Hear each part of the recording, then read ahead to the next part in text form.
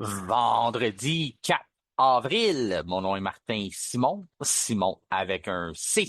Et il me fait plaisir de vous souhaiter la bienvenue à un autre épisode du F1 Podcast. Aujourd'hui, c'est votre guide pour Japon 2025, c'est-à-dire qu'au cours des prochaines minutes, vous allez entendre toutes les informations possibles pour que vous puissiez profiter pleinement de votre week-end de course. Et on débute maintenant avec l'actualité dans le monde de la Formule 1.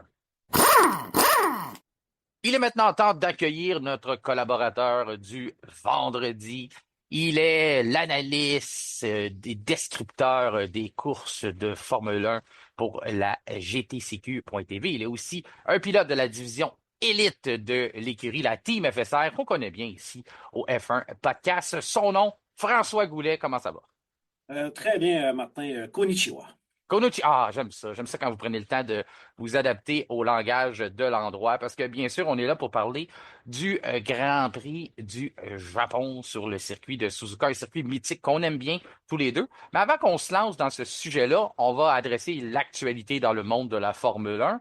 Et avant même d'adresser l'actualité dans le monde de la Formule 1, si tu permets, François, j'aimerais te rappeler à toi ainsi qu'à nos auditeurs que le F1 Podcast, cet épisode est une présentation de Decker Incorporé, une entreprise québécoise spécialisée dans la conception et dans la vente de matériel pour la conception d'escaliers. Donc, tout ce qui a rapport aux escaliers, vous faites affaire avec Decker Incorporé, à condition d'être situé entre Laval et Tremblant, parce qu'ils sont victimes de leur succès, là, puis ils veulent pas nécessairement là, se promener encore à l'International, comme le F1 Podcast est en train de leur donner cette vitrine-là, mais ça va venir un jour, je suis sûr. Peut-être qu'il faudrait que j'en parle avec Jonathan de Descartes avant de le lancer un peu partout dans des avions pour aller construire des escaliers à travers le monde. Mais pour l'instant, on va commencer de façon régionale. Donc, ils sont spécialistes dans le secteur, spécialisés dans le secteur de Laval à Tremblant.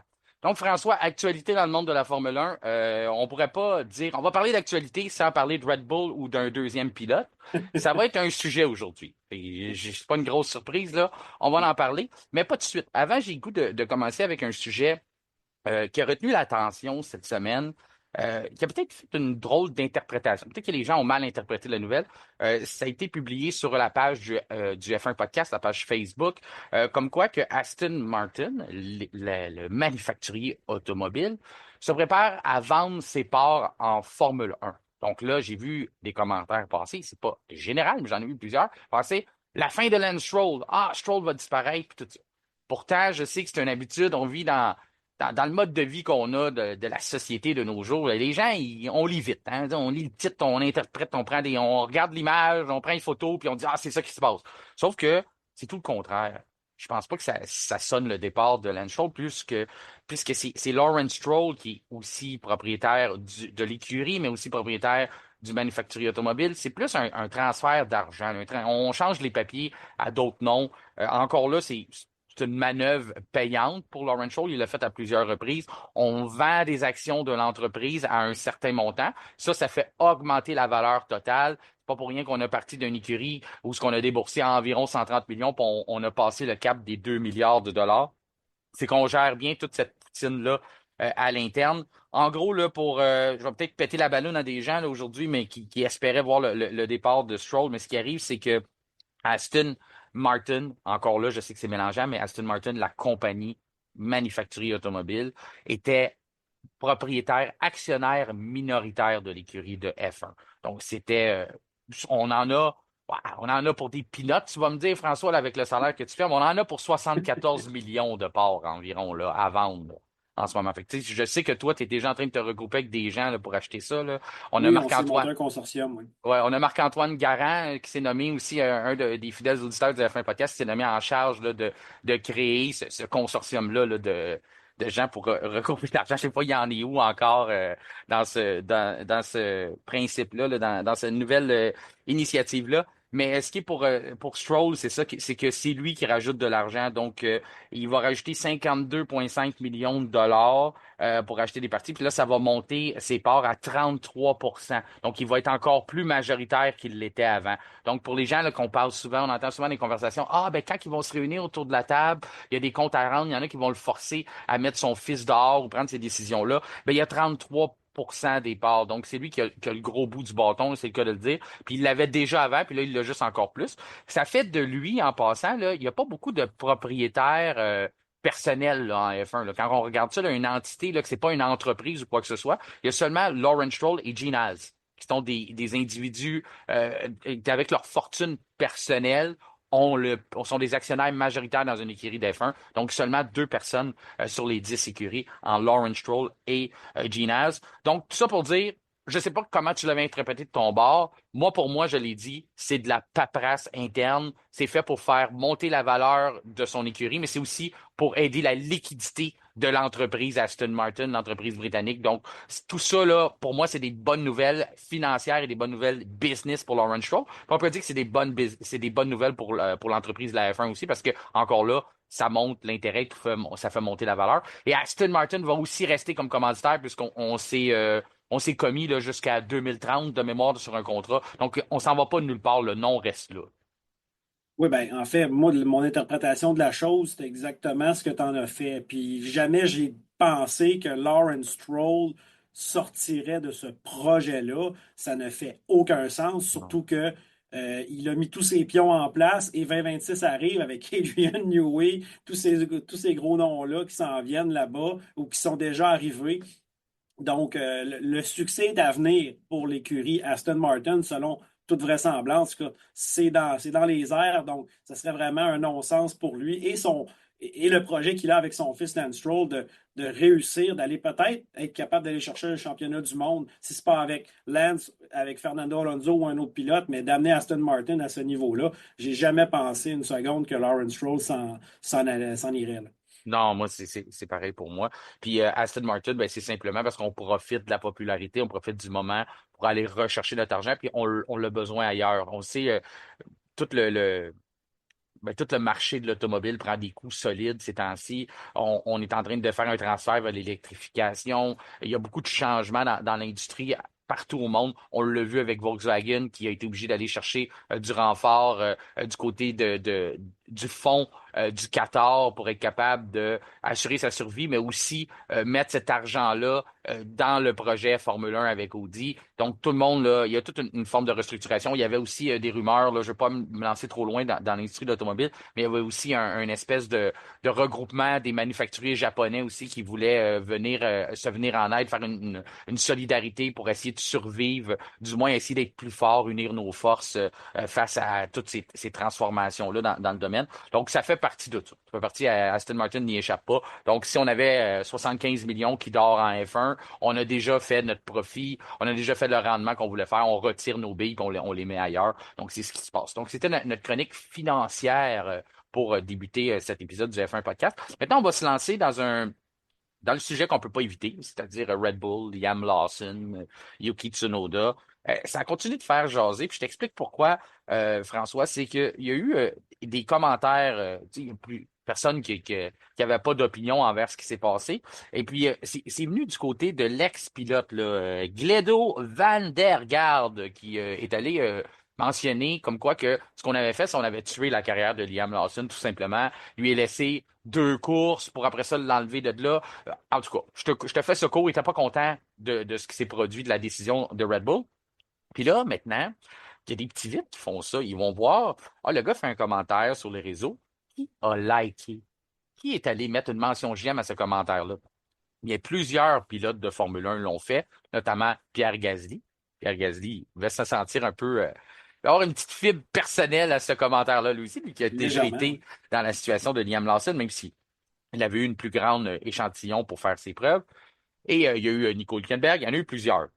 Ce qui a retenu l'attention, c'est que lorsqu'on regarde la liste des pilotes qui ont mis une mention j'aime à ce commentaire-là, eh bien, il y a Max Verstappen. Max Verstappen est allé à l'encontre un peu, ben, on peut dire à l'encontre de l'écurie de son employeur, et est allé mettre une mention j'aime sur le commentaire de quelqu'un qui critiquait de façon assez sévère la décision qui avait été prise chez Red Bull. Donc, première question que les journalistes avaient pour Max Verstappen au cours du week-end en arrivant, dit, écoute, il y a une mention j'aime qui s'est glissée sur les commentaires sur Internet, tout ça. Puis Max a dit, oui, on le sait, des fois, ça arrive qu'il y a des gens qui mettent une mention j'aime, puis c'est une erreur, tout ça, mais ça, je vous l'assure, c'était pas une erreur. Oh, OK. Bon, ben, il s'assume, hein, Max Oh oui, Verstappen. En même il temps, se je pense que défile pas. C'est C'est ça, c'est ça. le pilote qui a le moins peur de perdre son siège, son baquet dans ces paddocks-là. Donc, quand même, qu'il ferait n'importe quoi, tu sais, Red Bull va peut-être dire, hey, c'était peut-être pas la chose à faire, mais Verstappen, vrai à lui-même, je crois qu'il a un certain je m'en foutisme à cet égard-là. Donc, ça m'étonne pas puis il va assumer, là. S'il le fait, c'est sûr qu'il va assumer. Oui, il va assumer, exactement. Fait que c'est ça c'est ce qu'il a fait. Il a assumé son acte. Il a dit non, j'ai liké ce commentaire-là. Donc, il y en a qui ont pris ça comme ah, il est pas content de voir Yuki là. Moi, je le vois pas de même. Je pense pas que c'est contre Yuki. Je pense que c'est simplement qu'il trouve qu'on aurait dû laisser une meilleure chance à Liam Lawson. Donc, pour le monde qui pense qu'il était impliqué dans ces décisions-là ou qu'il avait vraiment son droit de parole, ben clairement, d'après moi, il n'a pas été consulté parce que Liam Lawson serait encore là si lui avait pu prendre la décision. Ça, c'est ce qui a retenu l'attention, bien sûr. Parlant de retenir l'attention encore, ben, c'est un sujet qu'on a adressé lors de la dernière épisode du F1 podcast, c'est-à-dire entre deux courses. C'est la situation des V10 en F1. On mentionnait à quel point, ben, je mentionnais à quel point que ma première réaction lorsque j'avais entendu parler de cette nouvelle-là, c'est que des manufacturiers, des constructeurs, fournisseurs de groupes motopropulseurs comme Audi qui va joindre la F1 en 2026, seraient vraiment pas contents de ça, à savoir qu'on va fabriquer un moteur puis on va le garder probablement simplement pour 2 saisons pour le laisser tomber en 2028. Donc, eux n'étaient pas contents. Mais j'avais aussi mentionné dans le podcast que j'imagine que c'est la même situation pour tout le monde. Tout le monde, il n'y a personne qui va être content d'avoir développé un moteur de F1 qui va durer, qui est même pas encore livré, mais qui est déjà passé date et qui est déjà expiré. C'est déjà quelque chose qu'on veut plus utiliser. Donc, à ce moment-là, bien, ça a continué. La grogne a continué. Là, c'est Mercedes. Puis Mercedes, c'est pas rien. Lorsqu'on parle de côté moteur, on fournit énormément d'écuries en F1 et on a simplement voulu rappeler à la FIA que si jamais on prenait la décision de dire, ah, ben, on va prolonger à place de prendre le moteur que vous avez fait, ça c'est encore pire tant qu'à moi, le beau moteur que vous avez construit, on ne l'utilisera pas finalement. On va garder le moteur que vous avez déjà là. Donc, on vous a fait construire un moteur pour rien. Fait que ça, il y a cette alternative-là. Il y en a beaucoup qui, tu sais, il y en a dans leur salon, c'est facile de régler ça de même. Ils disent, ah, ben, on va juste garder le même moteur. Le Mercedes a rappelé à tout le monde, a dit, ben, juste garder le même moteur. Nous autres, on n'a pas de production pour ça. Parce que vous nous avez dit qu'en 2026, on les changeait. Donc, on n'a pas préparé d'extension de production pour nos moteurs qui sont en F1 présentement. Donc, ça veut dire que nous, peut-être qu'on va être capable de l'avoir, mais même là, on n'est pas sûr. On ne fournira pas Williams. Alpine, qui va devenir un acheteur, va se procurer son groupe motopropulseur chez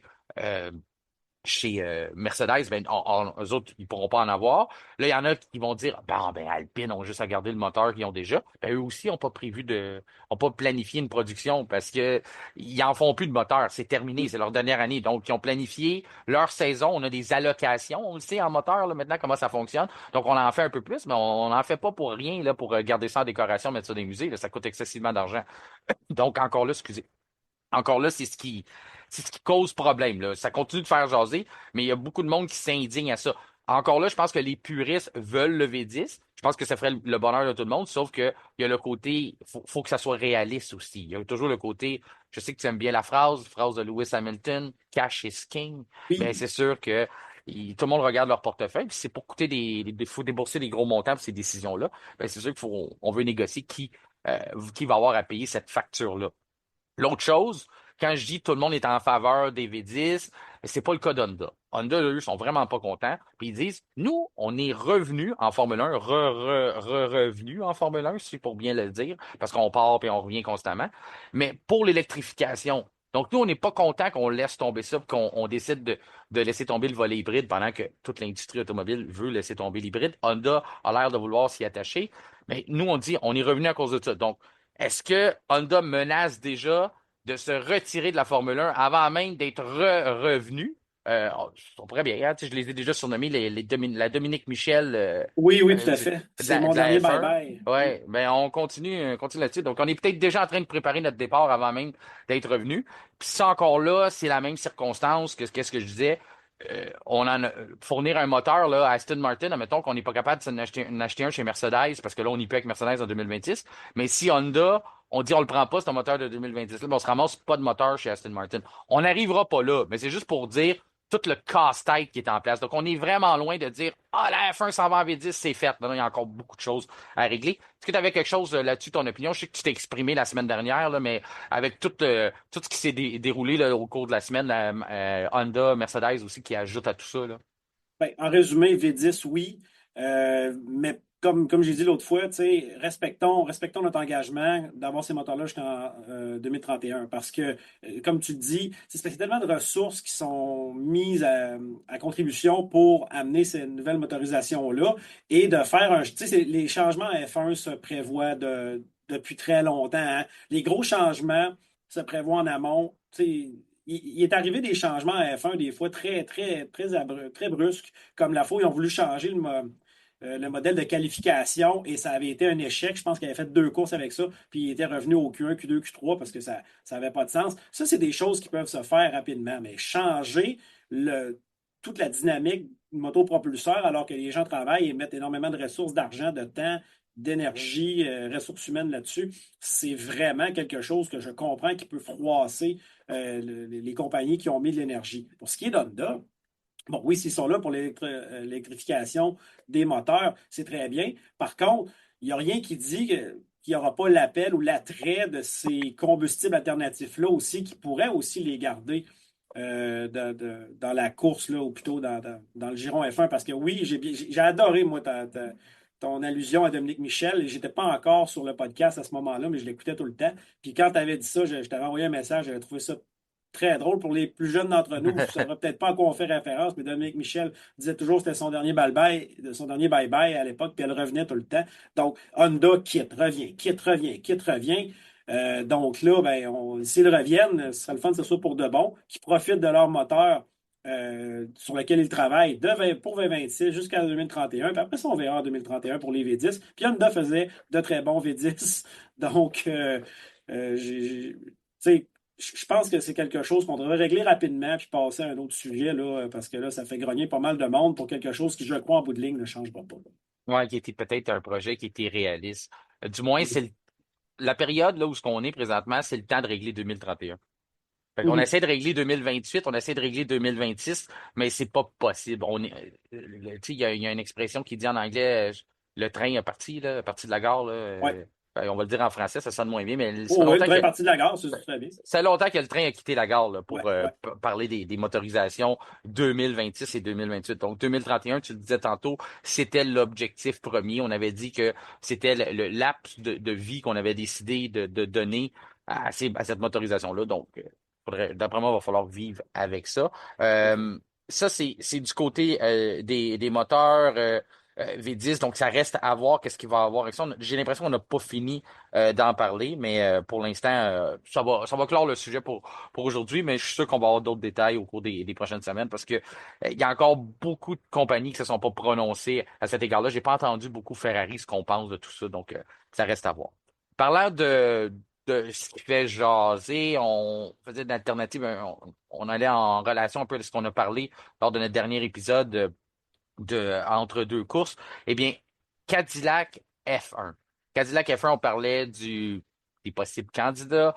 Je vous posais la question, est-ce que c'est vrai que Sergio Perez est vraiment la meilleure option possible pour eux? Eh bien, Mario Andretti, qui est sur le conseil d'administration, directeur du conseil d'administration de l'écurie de Formule 1, un peu un prix de consolation qu'on a donné après avoir tassé son fils, après avoir enlevé les droits, après avoir refusé leur adhésion en F1. On a gardé le bon vieux Mario Andretti au conseil d'administration. Et lui mentionnait que, un peu ce qu'on disait nous autres aussi, c'est que oui, Perez, il confirme, c'est une option. C'est une option qu'il considère. Mais il a aussi mentionné, là, pour les gens qui pensent creuser un peu plus loin puis dire, on peut aller piger dans des écuries, on peut, excuse-moi, on peut faire ça. Mais il est allé dans le même sens que l'opinion que j'apportais. On tombe à un mauvais temps pour se trouver un pilote du côté de Cadillac. Comme je l'ai dit, il y en a qui pensent qu'ils sont capables d'aller piger dans des écuries, mais on l'a vu avec Audi. On a essayé d'aller chercher Carlos Sainz. Carlos Sainz voulait rien savoir de se joindre à Audi, même malgré la relation de son père en rallye avec l'entreprise allemande. Ça n'a pas facilité les choses. Il était très sceptique à rejoindre un nouveau une nouvelle écurie comme ça, un nouveau projet. Donc, je pense que Cadillac veut pas frapper le même mur. C'est que c'est pas une mission facile de convaincre des pilotes implantés avec des volants qui ont un job en F1, de dire, ah, laisse toute ta stabilité, puis viens-t'en avec nous, qu'on n'a rien fait encore, on n'a rien prouvé. Quand même que tu y montres des vidéos, des feuilles de statistiques de ce que tu as en usine, t'existes pas encore. Donc, il y a pas cette synergie-là d'installer. Donc, c'est pas évident de convaincre quelqu'un. Donc, c'est un peu ce que Mario Andretti faisait référence en disant, on a trois candidats possibles, il n'y en a pas tant que ça. Donc, les trois candidats possibles, on a confirmé Perez. On va y aller avec Valtteri Bottas. Je pense bien que Bottas fait partie des options. Et la troisième, on ne se l'est pas caché, c'est que Graham Lawden, qui a été nommé directeur de l'écurie Cadillac F1, ben lui, c'est le gérant, c'est le manager de Guan Yu Zhou. Guan Yu Zhou qui n'a pas de volant présentement. Est-ce qu'on peut le considérer comme un pilote d'expérience, Joe? Bien sûr, il a déjà été en F1, mais j'ai de la misère à le mettre comme un pilote d'expérience, surtout lorsqu'on regarde un Valtteri Bottas et un Sergio Perez. Toi, est-ce que tu considères Guan Yu Zhou comme quelqu'un qui apporte une expérience à une écurie? Ben, oui, parce qu'il l'a vécu, mais vraiment pas au même niveau qu'un pilote comme Bottas ou Perez. C'est parce que Mhm. on va s'entendre qu'il était juste avec Alpha ou Stake, là, si on veut. Donc, tu sais, c'est pas des géants comme Mercedes ou Red Bull. Il va en avoir une expérience, certain, parce qu'il y a quelques saisons sous la cravate. Mais tu as besoin d'un pilote qui est capable de te donner un bon rendu en termes de développement pour bâtir ta Formule 1. Puis, moi, je le répète personnellement, je pense que ce pilote-là, c'est Bottas. On en parlait de Perez. Perez amène des beaux deniers. Perez a regagné dans la popularité ces dernières semaines Oui, depuis l'événement Lawson Tsunoda.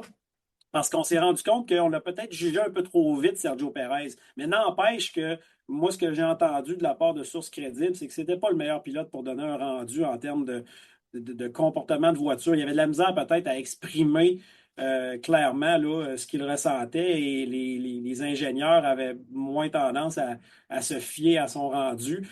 Par conséquent, là, moi, vraiment, j'irais avec Bottas là, comme premier choix. Puis on parlait toujours des autres. Là, on dirait vraiment qu'ils sont fixés à avoir un pilote américain. Encore une fois, j'ai entendu le nom de Colton Herta sortir. J'ai toujours répété que le Colton Herta, oui, très bon pilote, a peut-être régressé un peu dans les dernières années en termes de performance en IndyCar. Toutefois, il est quand même assez stable, mais il n'a pas les points de super licence. Par contre, a fait des bons résultats depuis le début de la saison. C'est sûr qu'il y a juste deux courses de fait, là. Mais il est arrivé, je pense, quatrième ou cinquième à Thermal. Donc, tu sais, peut-être qu'il va aller chercher ces points-là, mais avoir un pilote américain, je crois que ça va être Colton Herta, le meilleur candidat. Sinon, Cal Kirkwood aussi, qui était là dans la discussion. fait que ça, c'est toujours sur la table. On dit un Ouais, pilote d'expérience avec un pilote américain, c'est ce qu'on veut garder. ouais, Au niveau de ce qui est d'expérience, ben c'est ça, on a ciblé trois candidats possibles. Donc, pour les gens qui pensent que Cadillac pourrait aller après George Russell ou ça va être ouais, compliqué, là. Tu sais, ouais. même si George Russell n'a toujours pas de contrat pour l'année prochaine, c'est on l'a vu là avec Audi, c'est pas évident d'attirer quelqu'un, un pilote d'expérience qui est pas tu sais, Bottas a pas d'autre alternative à part être un pilote de réserve, donc c'est facile à convaincre. Perez, il est chez lui à la maison. Après ça, Daniel Ricciardo, on l'entend pas vraiment là-dedans. Je pense que Non, encore non, je là, crois que c'est terminé. pour reprendre l'expression de tantôt, le train a quitté la gare. Puis Ouais, après ça, du côté de Joe, ben c'est ça. Pour moi, j'ai de la misère à le voir comme un pilote d'expérience, sauf que faut pas négliger le fait que le directeur de l'écurie se trouve à être ouais. son manager. Ça, Les c'est contacts, c'est bon des fois. exactement. Puis en plus, Joe connaît le moteur Ferrari, c'est tout ce qu'il a piloté dans sa carrière. Il est chez Ferrari présentement. Il est là pour aider justement à travailler sur les simulateurs. Donc, c'est une motorisation Ferrari qu'on va avoir en 2026. C'est pas la même, sauf que ça reste que c'est une conception italienne. La façon de faire va rester la même. Donc, Joe est quand même familier avec ça. Donc, il faut quand même le considérer, même si je trouve qu'il coche moins la case expérience. Il y a quand même des choses qui peuvent l'aider, comme tu dis, là, les relations dans le domaine, dans tous les domaines professionnels sont toujours importants. Mais le temps file hein, en ce moment. Je veux dire, Oui, je pense qu'on est à l'aube de savoir qui va être le pilote ou un des pilotes Cadillac parce que Tu sais, on se dit, ah, OK, bon, c'est l'an prochain, c'est l'an prochain. Ils vont devoir peut-être attendre un peu pour voir s'il y a un ou deux pilotes qui se libèrent, ou en tout cas, je me suis pas encore mis au fait là, des contrats et tout ça. Je sais que George Russell va être sans contrat à la fin de la saison. Pour ce qui est du reste du plateau, ça semble plutôt stable pour les pilotes bien établis. Hey, je veux te rappeler qu'il y a un pilote en IndyCar qui a de l'expérience en F1 qui est américain, c'est Alexander Rossi, mais c'était avec Marussia à l'époque, puis c'était pas beaucoup de courses, fait que lui, on n'en parle même pas, mais il y a de l'expérience. Ben, il y a pas. Il y a le Suédois aussi qui a remporté 2 fois les Indy 500, là.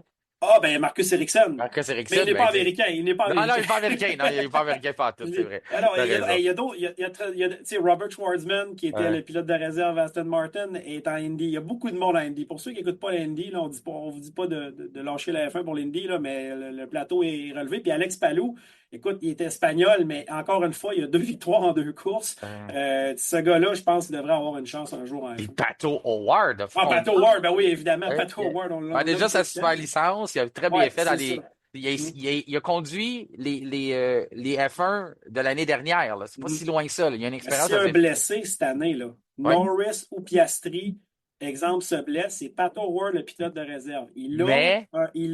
Un contrat, il est engagé en IndyCar pour le début, pour la première moitié de saison des F1 plus tôt, là. Mais moi, je suis pas mal certain qu'à moins que ce soit l'Indy 500 ou quelque chose, s'il y a une course de moins d'envergure, si Pat O'Ward a un appel de McLaren pour remplacer, en même temps, il est pour McLaren. Fait que, tu sais, c'est leur Ouais. pilote à eux, là. Mais c'est S'il y a drôle un que tu appel, me il va y aller. C'est drôle que tu me parles de ça parce que McLaren a annoncé au cours de la semaine que si jamais on n'a pas de disponibilité pour Howard, justement à cause de sa cédule en Indy, ben, ce serait Valtteri Bottas qui Ah bon, remplacerait, OK, bon, ben. ouais, Piastri ou Norris. Il a même fait des essais cette semaine Oui, pour c'est ça, vrai. Oui, c'est ouais, à vrai, j'ai vu cause ça. des connaissances avec Mercedes et tout ça. Ben, ouais, ça va être intéressant de C'est un voir sujet le qu'est-ce. fun. Ouais. Ouais, c'est un sujet le fun à voir. Il y a beaucoup de possibilités à regarder. Des nouvelles livrées pour le week-end au Japon, mais il y en a deux pour aider les gens à se situer. Vous ne devriez pas être trop dépaysés avec celle de Az. Il y en a qui la trouvent, on l'a mis sur notre page Facebook, il y en a qui la trouvent belle, il y en a qui la trouvent moins belle. Ce qu'on a ajouté, c'est les blossoms qu'on dit en anglais, les cerisiers, qui sont un emblème quand même du Japon. On est en pleine saison de floraison, donc lorsque vous regardez le Grand Prix, là, vous pouvez en apercevoir sur les côtés. C'est assez magnifique qu'est-ce que ça donne comme image. Ben, l'écurie Haas a décidé d'en mettre sur sa voiture. Il y en a qui comprenaient pas nécessairement le lien, disaient, ah, pourquoi ils font ça, tout ça. Ben, on a un partenariat avec Toyota maintenant chez Haas. Donc, essayer de conquérir notre public japonais, créer une espèce d'appartenance. Donc, quoi de mieux que de mettre un emblème de la place. Donc, je trouve que c'était un bon coup de l'écriage. Quand j'ai vu ça là, sortir, je suis comme, ah, on fait bien, tu sais, on vise pas juste notre public américain. Parlant de public américain, il y a quelque chose qui vient de me sortir dans la tête. Tu parlais tantôt de l'annonce, là, ça devrait pas tarder du côté de Cadillac, là. Mon côté marketing me faisait réfléchir, mais je voulais pas te couper la parole, que Miami, mois de mai, Ah oui, c'est vrai. Pas on fou. arrive, Pas fou. on arrive aux États-Unis. Ça pourrait Mhm. être une belle annonce. Surtout si on y va avec Sergio Perez. On sait que la population hispanophone à Miami, en Floride, ça pourrait donner un très bon résultat d'annoncer Sergio Perez. Je dis pas que c'est ça, là, je suis pas en train de dire Non, en non, avant. c'est vrai. Juste que j'essaie d'y aller point de vue marketing dans l'horaire, calendrier. Tu sais, Austin, Vegas, c'est un peu loin faire une annonce en sol américain. Donc, peut-être à surveiller aux alentours de là, si Cadillac essaie pas de venir voler le spectacle un petit peu avec une grande annonce. Pas Je fou. retourne dans, je retourne dans mon sujet, excuse-moi, c'était tantôt, Non, non, tu c'est sais, parfait. ça m'est revenu.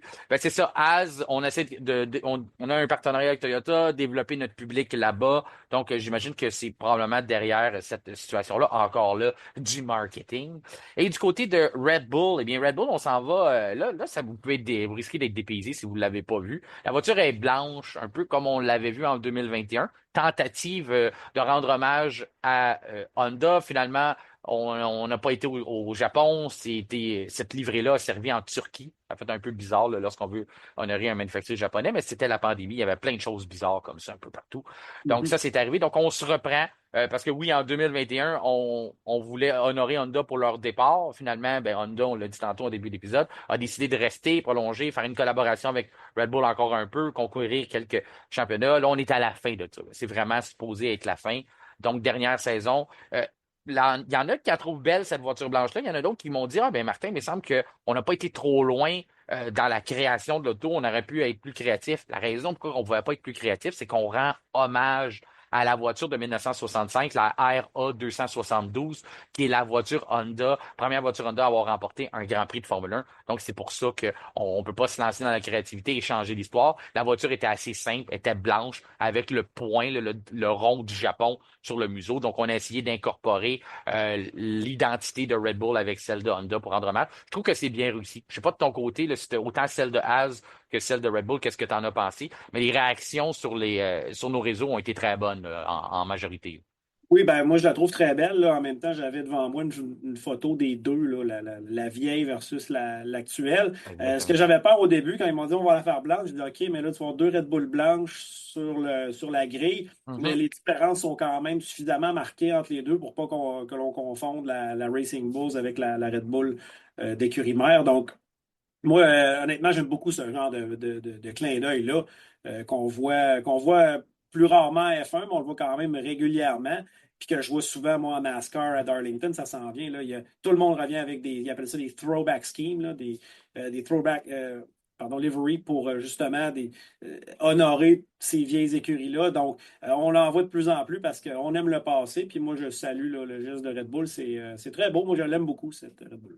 T'as raison, les livrées rétro, je pense que c'est ce qui est le plus le fun. Je me rappelle, je pense que je la mentionne à toutes les fois qu'on parle de livrée. Là, les gens vont me trouver fatigant, mais je la trouve vraiment belle. C'est celle qu'on avait utilisée Golf McLaren au Grand Prix Ah de oui, oui, Monaco oui. il y Ah a oui, ça, quelques j'aime ça. saisons. Avec Ah, le pour moi. bleu, là, Ah oui, c'était vraiment beau, c'était ouais. magnifique. Ça, on ramène, on fait rappel à l'histoire, ça, dans ce temps-là. Je trouve ça vraiment, vraiment réussi. Pour ce qui est de Red Bull, bien oui. On y va de cette livrée blanche-là. On a aussi changé les combinaisons des pilotes. Donc, les pilotes sont en blanc pour le week-end. Et tu disais, pour éviter de confondre les deux livrées, je sais pas si tu as remarqué, mais on a retiré le soleil du logo Red Bull jaune. Oui, oui, Ouais, tout à fait. Puis il est sur la Racing Bull qui est très visible, fluorescent, si c'est on veut, ça. là, de ce que j'ai cru comprendre, la photo que j'ai, moi, de la Racing Bull, pardon. Ça nous saute aux yeux, là. Fait que si quelqu'un confond les deux autos en fin de semaine, là, c'est parce qu'il n'y a pas la vue très, très claire, là. Non, c'est ça. Ben, je comprends tu sais, à haute vitesse, des fois, ça peut porter à confusion, mais Mhm. petit conseil pour les gens pour aider le museau jaune. Là, normalement, Ouais, le museau jaune. on reconnaît la Red Bull par le museau jaune, elle l'a C'est pas écrit pour. Oracle sur le côté de la Red Bull et Red Bull sur le côté de la Racing Bull. Donc, et Ah le ouais, soleil jaune derrière le pilote aussi. Donc, c'est ça. Fait qu'il y a des petites choses comme des ça bons à indices. remarquer. Ouais, à Ouais, ouais. remarquer. Ben, c'est ce qui conclut l'actualité, François. Maintenant, on peut sauter dans notre week-end de course qui s'est amorcé dans la nuit de jeudi à vendredi du côté du Japon.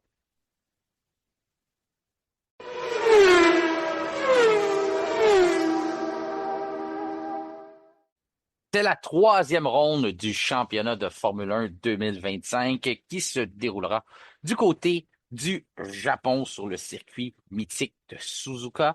Un tracé de 5,807 km, 18 virages, 8 à gauche, 10 à droite. On peut atteindre des vitesses de 314,3 km à l'heure. Une zone DRS. L'épreuve de dimanche aura 53 tours.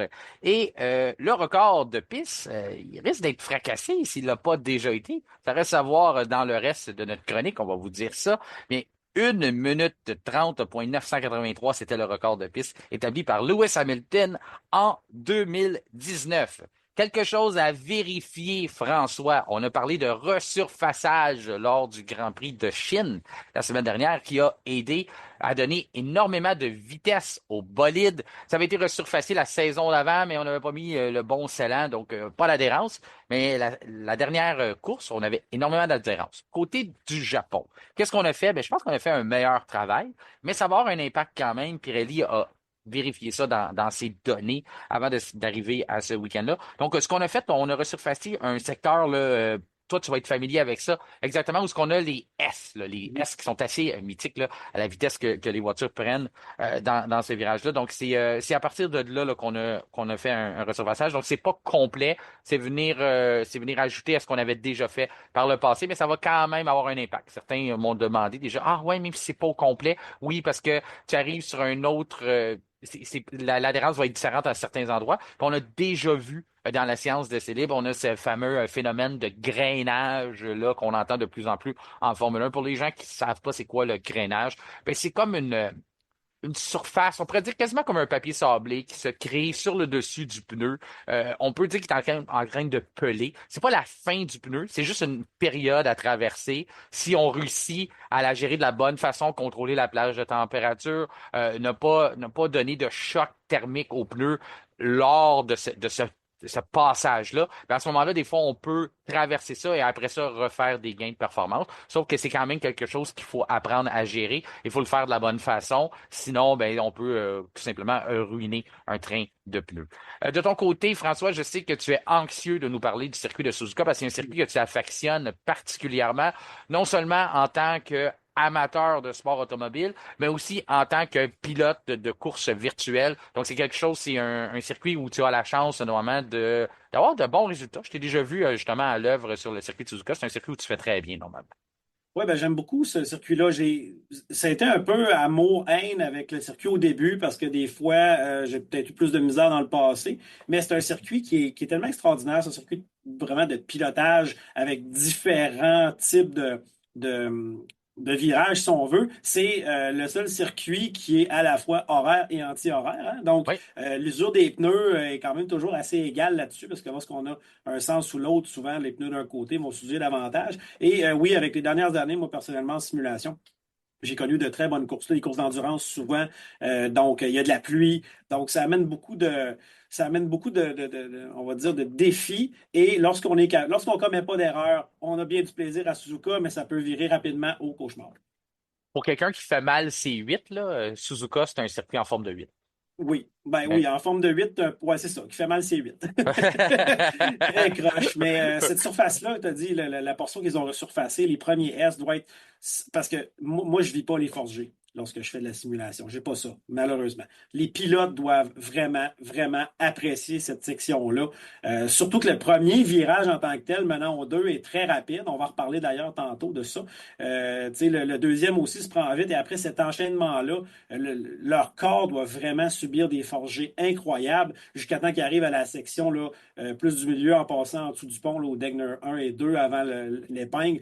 Donc, c'est vraiment une place qu'on doit piloter et chaque virage, comment dire, met la table pour le suivant. Donc, si on manque un de ces virages dans les S-là, on paye le prix fort au suivant.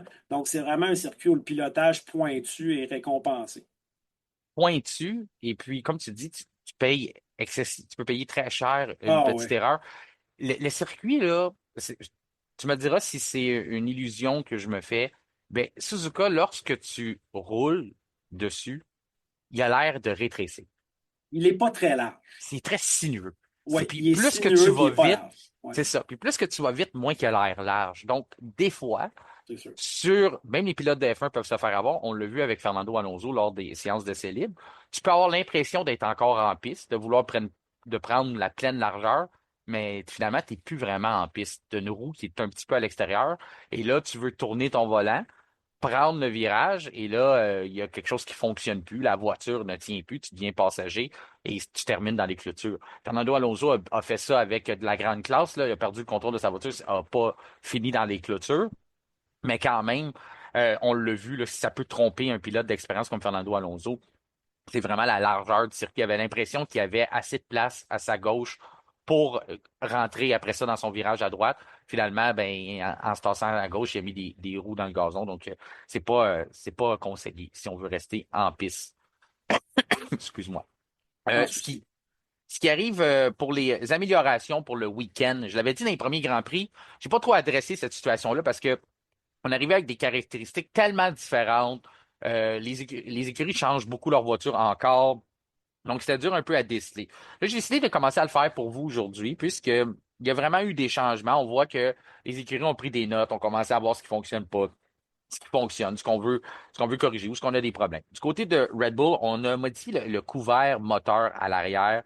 La raison pour laquelle on a modifié ça, c'est pour changer un peu le système de refroidissement. On dit pour de la fiabilité. On se rappellera que lors des essais hivernaux, ça avait été un problème. Liam Lawson avait perdu beaucoup de temps en sciences d'essai libre à cause de ça. Donc, est-ce qu'on est obligé d'un peu couper les forces moteurs pour être sûr d'aider la fiabilité, pour être sûr que ça chauffe pas? Puis là, à cause de ça, ben, on coupe un peu nos performances. On nous le dira pas. Mais le fait qu'on arrive au troisième Grand Prix avec quelque chose qui modifie déjà pour aider le système de refroidissement, un endroit qui est pas si chaud que ça. Là, on n'est pas à Miami encore, on est juste au Japon. Donc, ça me laisse croire qu'il y avait peut-être quelque chose là-dessus. Si on réussit à régler ce souci-là, ben, on pourrait peut-être augmenter un peu les performances du moteur, ce qui nous ferait pas de tort non plus, surtout sur un circuit comme celui du Japon. Ensuite, ce qu'on dit en faisant ça, ben tu sais, tout est en corrélation hein, sur une voiture de F1. Donc, lorsqu'on touche à quelque chose, le reste est affecté. Mais on a dit qu'en plus de bénéficier d'une meilleure fiabilité, ben, on pourrait aussi améliorer l'écoulement d'air sur la voiture. Donc, on a réussi à structurer cette aération-là, système de refroidissement, et à mieux enligner l'air vers notre aileron. Donc, plus d'appui aérodynamique sur l'arrière de la voiture. C'est des choses que, à l'œil, on verra pas, mais que les pilotes vont ressentir et ça va aider le ballon. Tu sais, on fait souvent référence que, ben, c'est sûr qu'en F1, le ballon, c'est tout, là. On a exactement besoin de ça. C'est surtout le problème qu'on reproche à la Red Bull des fois, donc ça va être intéressant de voir ce qu'on va être capable de faire comme progrès de ce côté-là. Du côté de l'écurie-Haas, on modifie un peu la géométrie du plancher. Le plancher, depuis le passage à l'effet de sol, ben, c'est très important en Formule 1. L'appui est généré par là, on dirait à plus de 70% de l'appui aérodynamique vient du plancher. Donc, lorsqu'on fait des modifications à ça, normalement, on est capable d'aller chercher des gains très significatifs. On est aussi capable de corriger des gros problèmes. Ensuite, du côté de Williams, bien, on a décidé de porter des modifications à l'avant de la voiture. Ça fait à quelques reprises dans ma mémoire que je vois ça dans les dernières saisons que Williams a fait surtout des améliorations pour protéger le train avant. Donc, c'est un problème qu'on a du côté de l'écurie Williams, du l'écurie britannique, comme quoi le train avant doit en prendre son coup parce que constamment dans les listes d'améliorations que je vois l'écurie apporter, on fait toujours référence à vouloir protéger, contrôler mieux l'air autour des pneus. Donc, on veut empêcher ce phénomène de silement-là qui fait en sorte que lorsqu'on a une pression, un appui sur notre train de pneus avant qui s'use plus facilement. Donc, on essaie de corriger ça du côté de l'écurie Williams. Ça fait longtemps qu'on travaille là-dessus. J'imagine qu'à un moment donné, on va réussir par l'avoir. Du côté de Sauber, ben, beaucoup de modifications. On change le plancher, modifications à l'aileron arrière. Donc, c'est sûr qu'on part de loin du côté de Sauber. Mais la bonne nouvelle, c'est qu'on est au troisième Grand Prix, puis on apporte des modifications. On n'arrive pas à la fin de la saison, puis on a nos premières améliorations de l'année, là. Reste à voir si on était capable de le glisser sur les deux voitures. La saison dernière, on avait tendance à en modifier seulement qu'une. Donc, j'ai pas cette information-là avec moi présentement de savoir, à savoir si les deux voitures l'ont, mais ça reste à surveiller du côté de Sauber. On nous a habitués par le passé à ne pas nécessairement le faire. D'autres améliorations qui ont sauté à mes yeux, il n'y a pas seulement les écuries de F1 qui ont apporté quelque chose de différent à leur carrosserie. J'ai aussi eu la chance de voir Jacques Villeneuve qui était sur Sky Sports qui était là. Puis j'ai trouvé que ses cheveux, ça fait-tu partie Ah des oui, améliorations, ça? Ça a sorti d'où, ça? Écoute, ben, c'est rétro, je pense. ben, écoute, je regardais ça. OK, il était aux petites heures de la nuit, là. Là, je me suis avancé devant mon téléviseur. Je dis, tu sais, des cheveux au vent. J'ai même pas écouté ce qu'il racontait. Puis c'était intéressant parce qu'il parlait exactement comme toi, à quel point les forgés dans les virages à Suzuka, puis il était vraiment impressionné. Sur le bord, il y en avait les cheveux, les airs au vent, mais j'étais tellement impressionné. C'est quoi qu'il y a sur la tête? Jacques Villeneuve est revenu avec des cheveux. Donc, je voulais vous l'inclure. Dans les améliorations du week-end, il n'y a pas simplement des écuries qui ont apporté des modifications aérodynamiques. Il y a aussi Jacques Villeneuve qui a des cheveux maintenant. Je ne sais pas si ça fait longtemps. Vous pourrez nous écrire notre page Facebook.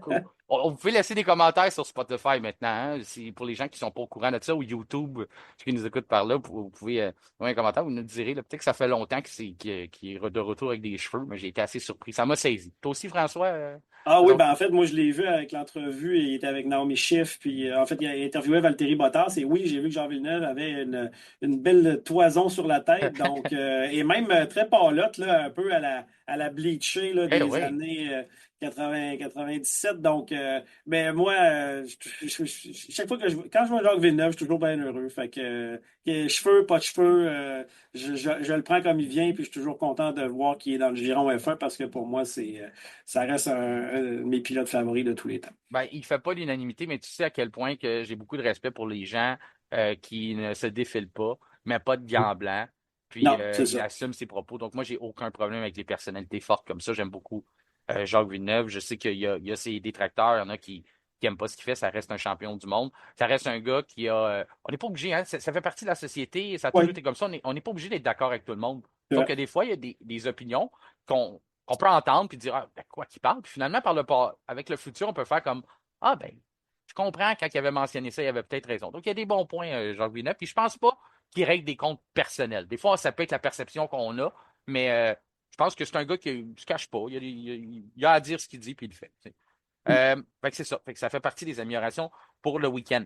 Autre amélioration, eh bien, c'est la vitesse des voitures. Pirelli avait prévu 1,5 seconde plus rapide, oui, en condition à cause du resurfaçage, mais aussi l'amélioration des voitures. Rien à voir avec les 4,5 secondes qu'on a eu il y a 2 semaines en Chine. Là. Ça, c'était, on l'a dit, là, c'était pas normal. Là. C'était oui, à condition. Oui, il y avait les voitures, mais c'était pas simplement l'évolution des voitures, c'était l'évolution de la piste aussi. Donc, 1,5 seconde, on était pile dedans. Pirelli, on fait bien notre travail, nos statistiques, c'est exactement ce qu'on a eu au cours des séances d'essai libre. C'est 1,5 seconde plus rapide. Je commence avec le sujet qui a retenu le plus mon attention, François. Première séance d'essai libre de la journée. Mm. Je regarde qui est dans les voitures. Puis là, tout d'un coup, il y a un nom que je ne vois pas. Il y a un nom qu'on ne connaît pas. Ben, on connaît, mais je veux dire que ce n'est pas un pilote régulier. Je vois Ryo Hirakawa, pilote japonais, bien sûr, dans Mm. une Alpine. Là, ma grande surprise, je vois que Gasly est là. Donc, on a un pilote en Formule 1, recru, qui s'appelle Jack Doohan, qui est déjà sous pression parce qu'on a déjà son remplaçant qui est Franco Colapinto. Possible le remplaçant, mais du moins, il est déjà embauché, il est déjà là, il y a déjà les uniformes, il y a tout. Mais Doohan, on passe son temps à dire qu'il est sur la sellette, beaucoup de pression. Premier Grand Prix Arabie Saoudite la saison dernière. Son deuxième Grand Prix en carrière, c'est Australie. Puis son troisième Grand Prix en carrière, c'était celui d'il y a 2 semaines en Chine. Arrive à son quatrième Grand Prix et on lui enlève sa première séance d'essai libre de la journée. Mm. Sur un circuit que, oui, il a déjà piloté au Japon, mais quand même. Pas On a des, facile, Suzuka. non, on a des nouvelles voitures. Tous les pilotes tentent de comprendre ce qu'on a sous la main. Les écuries, les ingénieurs tentent de récolter des données pour comprendre c'est quoi qui se passe. Mais du côté d'Alpine, on dit ah non, on va assurer un pilote japonais. On va vendre des chandails, on va vendre des casquettes, on va vendre des posters, tiens. Mais le développement de notre jeune pilote, sa confiance, c'est important les 2 séances d'essai libre. Surtout en début de saison comme ça. Je sais qu'ils sont obligés. Ils n'ont pas le choix. Là. Les écuries de F1 doivent utiliser des pilotes recrues au cours de la saison. Mais on est habitué de voir ça vers la fin de la saison, pas en pleine période de développement, à ton troisième Grand Prix, quatrième en carrière de ton jeune pilote. Puis là, moi, je prends cette note-là à la première séance de libre. Il faut que je parle de ça avec mon ami François demain. On va jaser de Mhm. ça aux auditeurs du F1 Podcast. Je suis pas content. Ça commence mal dans la soirée. Pourquoi qu'on fait ça du côté d'Alpine? Pas de réponse à ça. Deuxième séance de libre commence. Ce qui devait arriver arriva. Jack Doohan pique sa voiture pas à peu près dans le mur. Il plante Ouh. ça pas à peu près. Démolition complète. Donc, Jack Doohan se ramasse avec un total de pratiquement 0 séance d'essai libre. Bien sûr, il y a celle de demain qui se reprendre, mais en avoir une pour un week-end de course où il joue sa carrière. C'est vrai. Ben, en fait, on s'est parlé de ça, toi et moi, environ 1 heure avant de commencer à enregistrer. Ouais, j'étais pas Entre mal ça. plus. Mes mots étaient moins gentils. Ouais. C'est vrai que tu as bien fait ton travail. J'ai eu le temps de mettre ça plus propre pour le podcast. Ouais. Entre-temps, je me suis dit, ça m'a quand même intéressé. Donc, ben, j'avais déjà compris, en plus, j'avais vu ça passer. Mais ce que j'ai compris, dans le fond, ce qui en est avec Alpine, c'est qu'ils étaient censés mettre ce pilote japonais, dont son nom, je ne suis pas capable de le prononcer pour l'instant, je m'en excuse à tout Ben, le monde. c'est Hirakawa. Hirakawa. Donc, Monsieur Hirakawa était Rio, censé. Rio. Rio Rio Hirakawa. OK. Hirakawa. Ryo Hirakawa était censé prendre le baquet de Pierre Gasly. Toutefois, étant donné qu'ils ont eu un début de saison un peu plus houleux, selon toute vraisemblance, selon leur dire, ils voulaient avoir une donnée un peu plus solide à Suzuka et c'est pourquoi ils auraient gardé Pierre Gasly dans son baquet pour avoir, mettons, leur pilote plus établi, avoir une vraie idée de ce que la voiture peut donner et ne pas se fier seulement sur le pilote recru. Donc, ça serait la raison pour laquelle ils ont finalement fait ce changement-là. C'est plate pour Doohan. Moi non plus, je trouve que c'est pas l'idéal, mais Alpine a pesé ça dans la balance et a préféré se dire on va prendre Gasly parce qu'on a besoin de données vraiment solides et précises sur ce que la voiture peut nous apporter. Donc, c'est ce que j'ai appris. Par contre, ben là, Doohan, lui, a mis sa voiture dans le mur. On s'en est parlé tout à l'heure de la raison pour laquelle il l'a mis dans le mur. On voulait une confirmation. Je ne sais pas si tout a été retourné un peu aux nouvelles là, de ce qu'on parlait. Oui. Est-ce qu'il a accroché le gazon ou c'est vraiment le DRS qui n'aurait pas fermé? Moi, j'ai entendu encore une fois une confirmation qu'il n'avait pas fermé son DRS avec le pied au plancher en prenant le virage et qu'il devait lui-même le désactiver à ce moment-là. Écoute, c'est compliqué ce qui s'est produit. Il y Mhm. a plusieurs angles de caméra. Il a l'air de mettre une roue à l'extérieur. Ensuite, OK. l'aileron. euh, Moi, de mon côté, de ce que j'ai entendu, c'est qu'il n'a pas utilisé son DRS à OK. cet endroit-là. Donc, ça veut dire qu'il ne serait pas resté ouvert. Mais encore là, je ne veux pas. Ça reste à confirmer, je Ça reste à pense. confirmer. Mais À l'heure où on se parle. l'autre théorie que j'ai, qui serait plausible, ce serait qu'il aurait bottom down. OK? Je vais essayer de le dire en français. Mais accrocher le sol. Je sais que ça a l'air bizarre parce que les écuries accrochent constamment le sol. Mais Ouais. ce que je veux dire, en gros, c'est pour la meilleure façon de l'expliquer, c'est le phénomène où ce que la voiture est en appui aérodynamique, donc on a un poids dessus, la voiture est Mhm. affaissée. À ce moment-là, ben, on l'a vu avec Lewis Hamilton, lorsque les patins en titanium frottent, Mhm. l'usure, c'est contrôlé, là, on n'a pas le droit d'user ça trop longtemps. Là, la voiture, là, on a resurfacé certains endroits. On est à l'aise dans les écuries à cause que c'est nivelé comme terrain, de mettre la voiture très basse et de ne pas avoir le marsouinage. Donc, on tente de redéfinir la limite et d'aller le plus bas possible. Ce qui arrive lorsque le phénomène de bottom down ou accrocher le sol, on va trouver une- une traduction pour ça, là. Mais ce qui arrive, c'est que c'est ton patin qui touche le sol, mais qui continue trop longtemps de le toucher. Donc, à ce moment-là, tu te retrouves que tu es vraiment en train de patiner. C'est plus tes roues vraiment qui font le travail de t'aligner. Et ce qui arrive, c'est que lorsque tu veux tourner, ben, comme c'est ton sol qui fait le contact, et c'est ta barre de titanium qui fait le plus gros contact avec le sol, ben, à ce moment-là, tu es vraiment en train de glisser. Donc, lorsque tu tournes le volant, et tu perds la voiture décroche et c'est l'arrière qui va se retrouver. Ça pourrait à première vue, les gens qui étaient proches, moi, c'est ce que j'avais pensé. Il avait l'air de toucher trop le sol, puis le derrière a eu l'air de décrocher.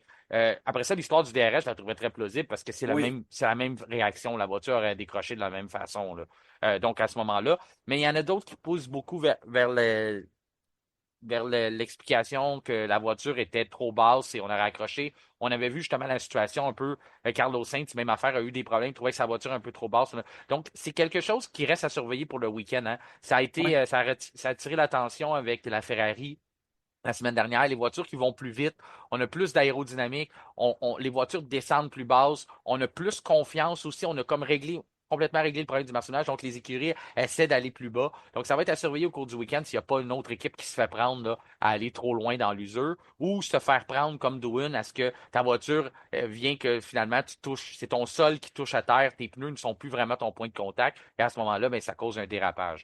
Est-ce que tu étais familier avec ce phénomène-là en F1, François, ou est-ce que... Non, parce que l'effet de sol est quand même relativement récent. On n'a pas Oui. connu comment dire, d'événements similaires à ça. Donc, non, honnêtement, je n'ai jamais Ben, ça pourrait être connu. ça pourrait être une équation, mais t'es pas loin avec comme je te dis, le DRS, je suis pas prêt à dire que c'est pas vrai non plus. C'est On juste va que le savoir bientôt. ouais, j'ai eu de la misère à voir l'exemple de caméra qui est vraiment ouvert, donc c'est pour ça. Mais le DRS, ça ferait la même situation, hein. Il y aurait décroché du derrière. Ah, T'as tout à fait. besoin. Et surtout, c'est un virage que tu prends à pleine vitesse. Tu sais, parce que j'ai des gens qui disent, ah, il a complètement raté son point de freinage. Non, il a pas raté son point de freinage. On freine pas. Non. On freine pas. T'es témoin avec ça, toi. Les Formule 1, surtout, là, Ouais, dans pas d'autres avec une séries. Formule 1, avec une voiture de GT, oui, on va freiner un peu avant pour ralentir, mais la Formule 1 a tellement un freinage tardif et de l'appui aérodynamique que non, on n'est pas obligé de freiner. Il est arrivé le pied au plancher. Le pied au plancher comme il se doit, puis la voiture n'a juste pas coopéré. Donc, je suis pas prêt à dire que c'est je peux pas confirmer que c'est une erreur de Jack Doohan encore, donc on peut pas tout lui mettre sur le dos. Il n'a pas eu sa première séance d'essai libre, on l'envoie dans la voiture en deuxième séance, il y a du rattrapage à faire, pression, il sait qu'il joue gros aussi. Finalement, ben, il arrive cette catastrophe-là. Donc, en tout cas, je comprends ton explication tantôt, puis je suis parfaitement d'accord. On voulait avoir des données plus respectables avec Pierre Gasly, sauf que encore là, je trouve que c'est une décision qui est très maladroite du côté d'Alpine. Là. Je comprends qu'on voulait mettre un Japonais dans la voiture, mais encore là, pour le bien de l'écurie, là, on va se le dire là, aujourd'hui, là, on est en train d'enregistrer 15h43. Pour le bien d'Alpine et dans leur saison, qu'est-ce que ça faisait de mettre Hirakawa dans la voiture? Là? Ouais. Ah, écoute, j'ai pas. Qu'est-ce qui pressait au Grand Prix numéro 3 de l'avoir C'est là, en tout ça. cas? Ben, c'était juste de le mettre devant, Un devant public. c'est ça, son public. C'est comme que lorsqu'ils mettent Pato Howard au Mexique. En fin de saison, par exemple. Ouais, en fin de saison, là, c'est plus pareil Dans du tout, l'écurie là. McLaren, que tu es en train de te battre de championnat constructeur, puis tu n'as pas le choix de remplacer un pilote à un Ouais, moment donné. Tu n'es pas en c'est ça. plein en début de saison. En Mais tout cas, fait bon, que, ça va leur coûter, ça va coûter cher en pièces de carbone et en autres suspensions, etc. Et surtout en temps homme de mécaniciens, parce que là, l'auto est quand même assez amochée. Ils devraient être capables, j'imagine, de la reconstruire pour la prochaine séance d'essai, là, mais ça reste que. C'est encore une fois une séance que Doohan n'a pas eue parce que cette séance-là a été arrêtée souvent et aussi à cause de lui. Donc, Doohan n'aura pas beaucoup de tours derrière la cravate, là. non, pas beaucoup de tours de rep, il en a besoin. Oscar Piastri a été le plus rapide. C'était Lando Norris qui avait été dans la séance du matin. Donc, on peut dire que les McLaren sont bel et bien favoris pour le week-end comme on les attendait. Il y a les changements d'aileron, hein. Vous savez, cette fameuse réglementation-là. C'est pas un changement d'aileron, mais c'est plutôt un ajustement sur la tolérance. Donc, on a passé de 2 millimètres à un demi-millimètre. Donc, c'est quand même une grosse différence. On avait laissé un petit ajustement, un petit coussin en Chine parce qu'on ne voulait pas faire ce changement trop, c'était trop rapide pour les écuries. Selon la FIA, on dit qu'on a décelé une différence dans le boîtier de l'aileron arrière, donc dans l'assemblage du côté de McLaren. Ça, c'est ce qu'on a vu du côté de la Chine. Reste à voir ce qu'on pourra faire au Japon, mais pour l'instant, ça ne semble pas les avoir affectés côté performance. Une chose qui a sauté aux yeux lorsqu'on regarde euh, quand on regarde les statistiques, on voit que les voitures sont très très près, mis à part les McLaren. Puis on arrive avec Isaac Hadjar, troisième, une Racing Bulls. Et puis là, pour reprendre ce que JC nous avait dit, ben, on pourrait dire Hadjar, troisième, est-ce que c'est erreur 404? Puis en plus, c'est ce qu'il y avait à côté de son nom, parce qu'il est à 4,04 dixième des premières voitures, mais c'est pas une erreur. Il est vraiment là. Hadjar est très très bien fait pour son temps. Est-ce qu'on prend ça, puis on s'en va à la banque, puis on dit ah, Racing Bulls va être devant Red Bull au cours du week-end? Je pense pas parce que situation particulière, on l'a dit, Doohan, drapeau rouge. Ensuite, on a eu un drapeau rouge pour un feu, puisque Oui. les étincelles, je le disais, les voitures roulent très basses, produit ces fameuses étincelles-là avec les barres de titanium. Le gazon est sec, n'a pas été arrosé depuis je sais pas combien de temps, n'a pas été coupé, parce qu'il y en avait des places que c'était long. Mhm. Puis à ce moment-là, ben, ce qu'on a fait, c'est que on met le feu dans le gazon. Tu es obligé de faire un drapeau rouge, aller éteindre le feu, recommencer la séance. Ça fait ça. Ensuite, on a eu Fernando Alonso, on l'avait mentionné, perdu le contrôle de la voiture, erreur de pilotage sur la largeur du circuit. Donc, à ce moment-là, a réussi à ne pas l'endommager, mais il l'a mis dans le sable. Drapeau rouge et ensuite un autre incendie en fin de Ben ouais, séance. un autre Donc, feu. un autre feu. Donc, 4 drapeaux rouges. Donc, il n'y a pas beaucoup de statistiques qu'on peut sortir de cette séance-là, mis à part que c'est très serré. Et ce qui est arrivé, c'est que lorsqu'on a enlevé les drapeaux rouges, ben, les voitures se sont dépêchées à faire des temps. Et là, la piste gagne en performance. C'est comme ça la chaleur, la gomme, toutes ces choses-là. Donc, le dernier qui passe le fil d'arrivée, normalement, réussit à faire le meilleur temps. C'est pas pareil pour Mhm. toutes les écuries, mais ça l'a aidé les Racing Bulls justement à passer au bon moment et avoir un bon temps. Mais ça n'enlève rien qu'il faut le faire ce temps-là. Donc, bravo à Isaac Hadjar. Je l'ai dit, il y a 404 à côté de son nom, mais ce n'est pas une erreur. 404. Ouais, bien Donc, aimé ça. ensuite, Lewis Hamilton, quatrième pour Ferrari. Liam Lawson, cinquième. On est content pour lui. On veut qu'il reprenne la confiance. Félicitations à Liam Lawson. Je pense que c'est le bon circuit Super Formula au Japon qui était Lawson, donc il connaît bien ces circuits-là.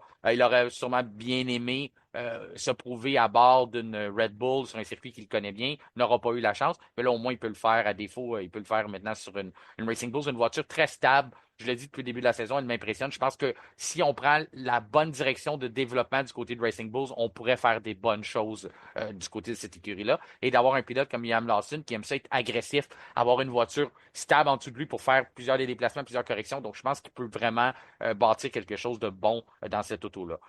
Russell, sixième. Russell mentionnait, on était la deuxième meilleure écurie Mercedes, on était les deuxièmes plus rapides en Chine. Et Lando Norris est allé dans le même sens, a dit que selon lui, les plus proches poursuivants, les meilleurs compétiteurs cette année de l'écurie McLaren sont Mercedes. C'est pas ce qu'on attendait en début de saison. On n'attendait pas Red Bull. Je pense pas qu'on attendait Red Bull comme un vis-à-vis de McLaren pour le début de la saison, mais j'aurais pensé Ferrari. Après Ouais. 3 Grands Prix Ouais. qu'on dit Mercedes est la vraie compétition de McLaren, ça me surprend un peu. De ton côté, François aussi? Ben, non, ben, ça me surprend maintenant. Ben, ça m'aurait surpris en début de saison.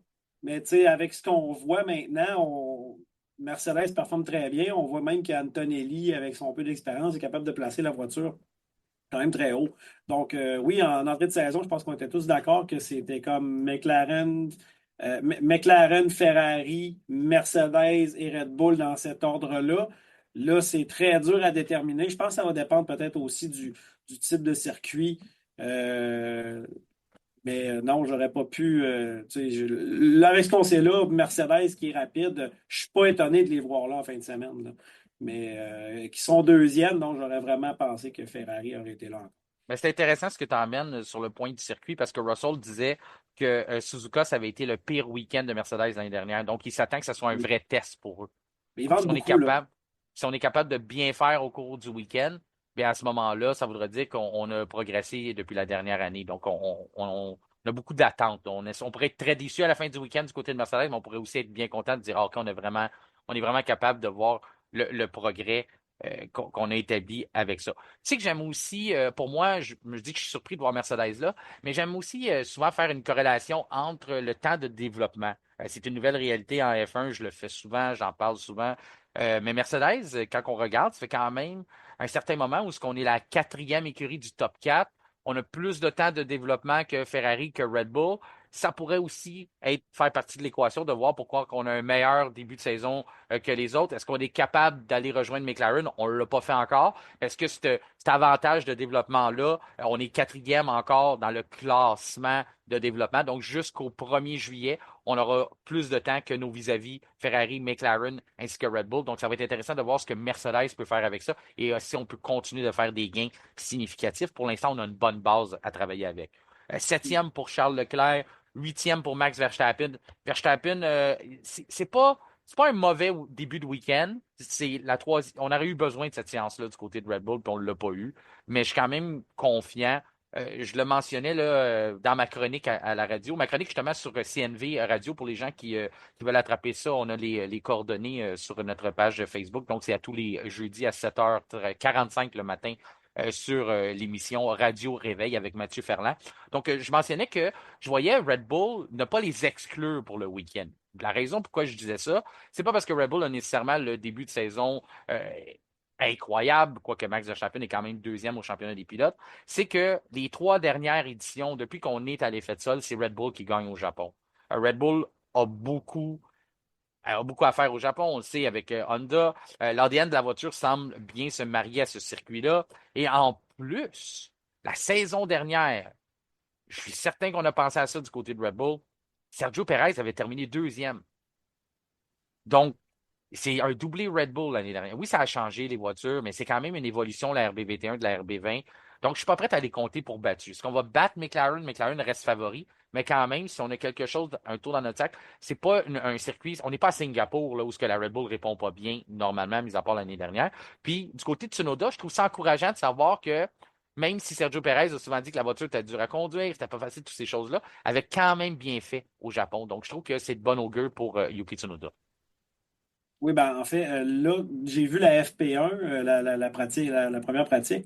Puis Tsunoda, je crois, a fait terminer un dixième en arrière de Verstappen Oh, dans les temps. il a bien Les fait, il a deux, bien fait. ouais, Ouais. ça, les deux semblaient avoir un petit peu, la voiture semblait glissante pour les deux, mais la Red Bull est une voiture qui répond très bien, qui pointe bien en virage, et Verstappen est un pilote qui exécute tu sais, de façon extraordinaire. Donc, moi, je me lance une prédiction, les McLaren en premier et probablement Verstappen troisième en fin de semaine. Oui, puis Verstappen adore les virages rapides, puis Ouais. il y en a en revente à Suzuka des virages rapides. Faut être très audacieux, très téméraire pour faire des bons temps là-bas, avoir beaucoup de confiance en soi. Ça, Verstappen les a tous. C'est pour ça que je suis pas prêt à dire, oui, je l'ai dit, c'est McLaren favori, sauf Red Bull.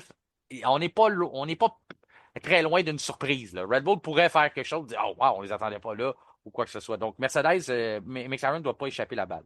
Gasly, 9e, un bon résultat quand même en essai libre là, pour Alpine. 10e pour Carlos Sainz. Tu sais, tu as eu des problèmes sur la voiture, tu es obligé de rentrer au plus à quelques moments, donc tu n'es pas super à l'aise avec justement les modifications. On a dit aussi quelque chose sur la suspension, mais je pense qu'il faisait référence au même problème que Dwayne a eu.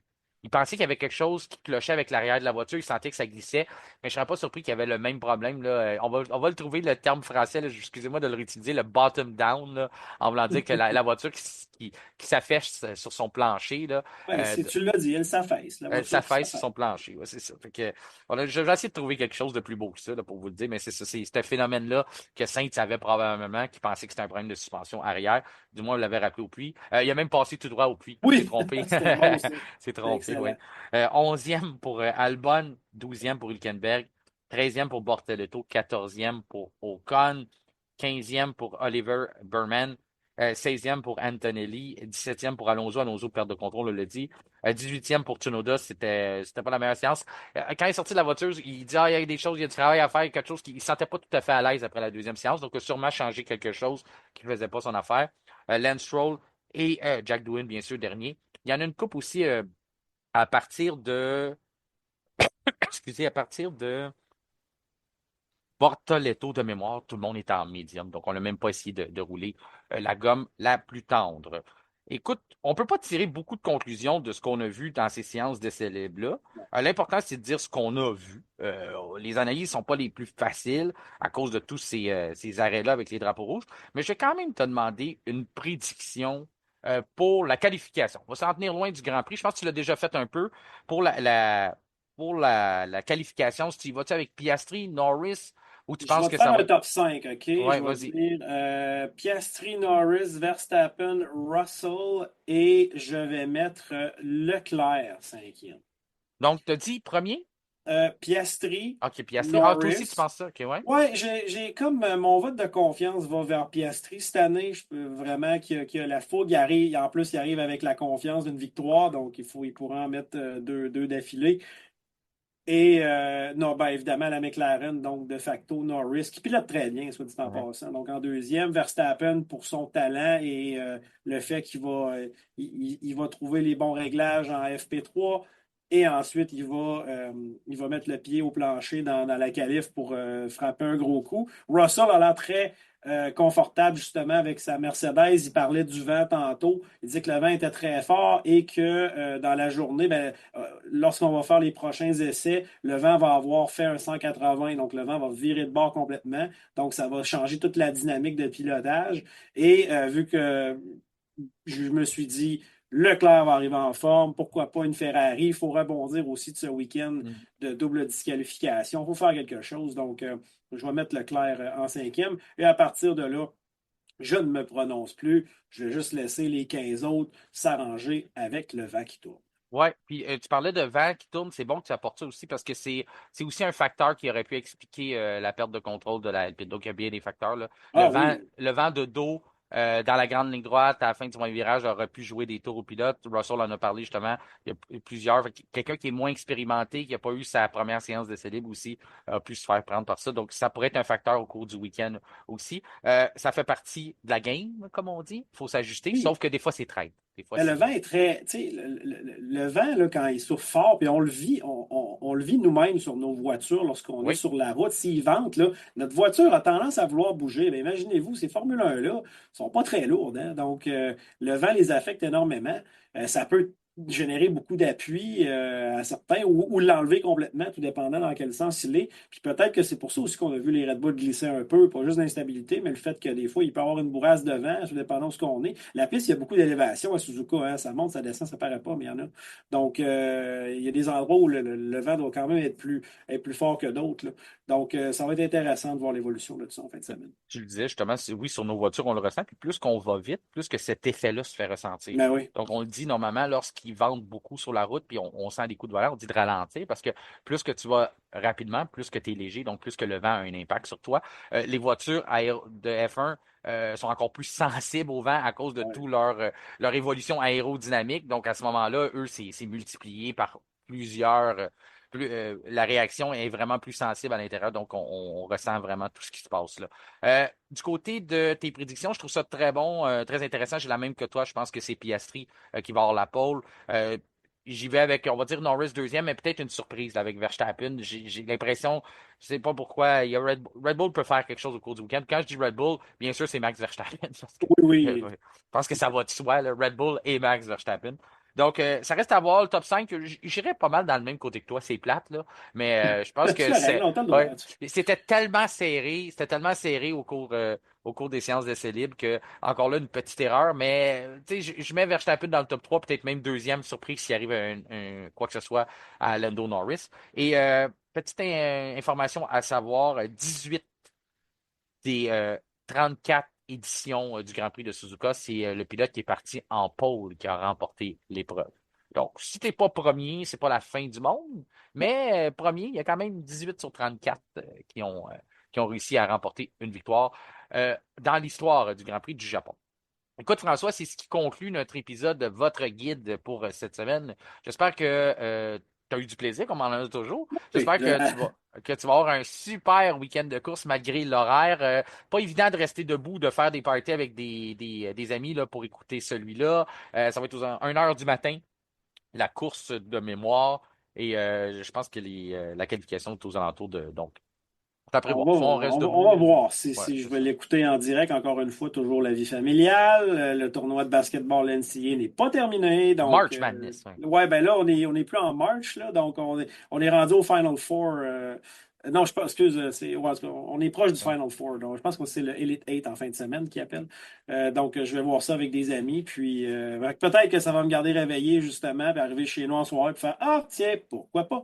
Donc, oui, ça va être une belle fin de semaine de course, entre autres, là. Donc, j'ai bien hâte de voir ce qui va se passer et de voir si mes prédictions vont se concrétiser. Parce qu'à date, à chaque fois que j'ai fait des prédictions, souvent, c'est vraiment pas ça qui arrive. Donc, je porte malheur aux gens. Ah, ben c'est pas évident de faire des prédictions le Non, vraiment vendredi, pas. là. Surtout avec les séances, la séance de célèbres qu'on vient d'avoir. On est en début de saison aussi.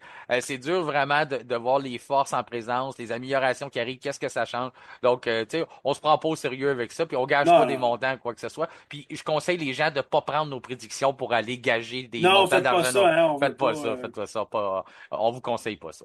Donc, encore une fois, François, merci beaucoup et je te souhaite un Merci à toi. excellent week-end de course. Pareillement, merci à tout le monde. Et puis, n'oubliez pas de liker, de partager et de répandre la bonne nouvelle avec le F1 Podcast. Merci encore, Martin. Merci à tous. C'est ce qui conclut notre épisode du vendredi 4 avril. Notre prochain rendez-vous sera lundi avec notre retour sur le week-end de course au Japon. Entre-temps, je vous invite à nous rejoindre sur les différents réseaux sociaux, notamment sur Facebook, X Twitter ainsi que Instagram, où vous pourrez participer à diverses conversations et aussi étaler vos prédictions pour le week-end. Je vous invite aussi à vous abonner à nos deux chaînes, c'est-à-dire la chaîne Spotify ainsi que YouTube, et activer la petite cloche question de recevoir une notification lors de la publication des nouveaux épisodes. Mon nom est Martin Simon, Simon avec un C. Je vous remercie de faire confiance au F1 Podcast et je vous souhaite un excellent week-end de course.